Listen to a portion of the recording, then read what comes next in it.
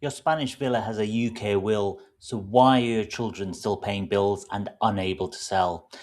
They have the keys, they have a buyer, the villa is named in the will, but they can't sell, and while they wait, the bills keep arriving. Martin and Claire, retired in the UK, they've owned a Spanish holiday villa for years. Their adult children know the property, know where the keys are kept, and know there is a UK will with a villa named in it. That kind of feels organised. The property's known, children know what is meant to happen, and if a buyer is already waiting, the sale can feel almost done. It'd been a happy place in the past with summer holidays, grandchildren in the pool, the same kind of restaurant every year. Then, after the last surviving parent dies, the character of the villa changes entirely. It's no longer the place everyone talks about fondly over dinner. It's an admin nightmare. It needs decisions, it needs payments, it needs someone who can speak to the agent, sign documents, answer local questions, and keep the property protected. Martin and Claire's children do what careful adult children would do. They find the will, they contact the estate agent, they tell the buyer there has been a death, but the sale is still intended. They gather the death certificate, the UK paperwork, and the most recent bills. Then the first problem appears. The agent cannot treat them as ready sellers because it's not yet recognised that these are the people who've got authority to act for the property in Spain. The English paperwork points to who should receive the villa. It does not automatically give the children the right to transfer, manage, or sell it in Spain. This is what causes everything to stall. The next bill arrives, then the insurance renewal, then community charges, then the buyer's side asks when the transaction can actually complete.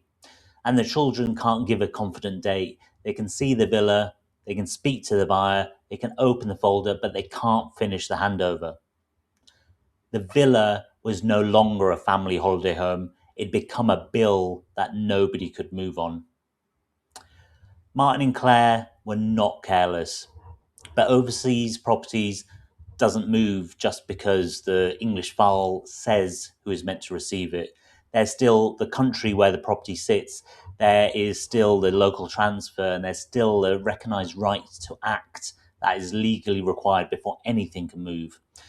The UK will is essential, but it may state who is intended to inherit, but it doesn't automatically mean every overseas institution will treat the children as able to sign, transfer, or complete a sale on day one. The country where the asset sits has its own process. That might involve a local notary or registry step, certified copies, translations, formal document certification, so paperwork is recognized abroad, or even local tax steps before a transfer is accepted. Having a buyer does not mean having the authority to sell. There are three checks I would apply to any overseas properties while the owner is still alive to reduce the chance that the family has to find the missing piece when they're already grieving, under pressure, and trying to manage a foreign property from the UK. First, the local recognition route. This is the route by which the person dealing with the estate is formally recognised where the asset actually sits.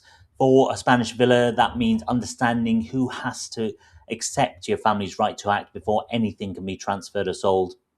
It may involve a local professional, proof of death, identity, the will, and the tax position in a form the local system accepts.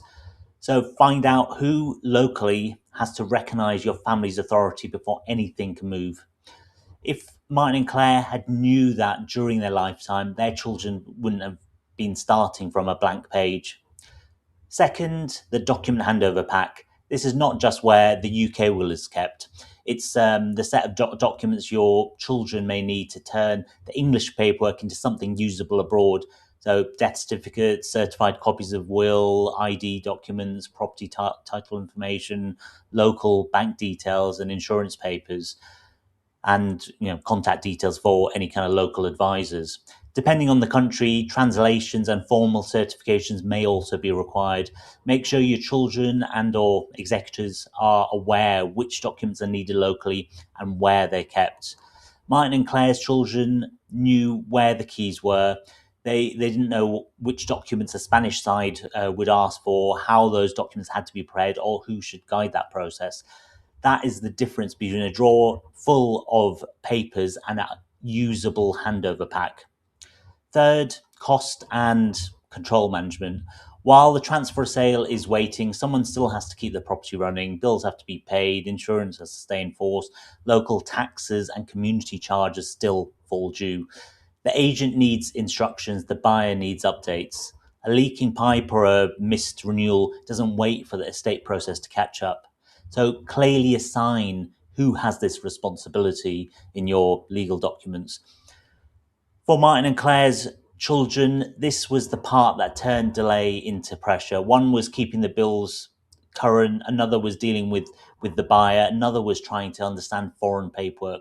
Nobody had planned for the gap between death and completion. Martin and Claire's planning had the destination in mind. Their children knew the villa was meant to be dealt with, but the route had not been checked before it was needed. So apply those three checks to your own overseas property: authority, documents, costs. Who must recognise the family locally? What paperwork will they need in the form required there? And who keeps the property insured, funded, and managed while the sale or transfer waits? If you own property abroad, arrange a specialist estate planning review focused on how that asset would actually be transferred or sold locally after death. Don't leave your children with Martin and Claire's position: keys, bills, a buyer, but no recognised authority to act. Check the local route before your children need it.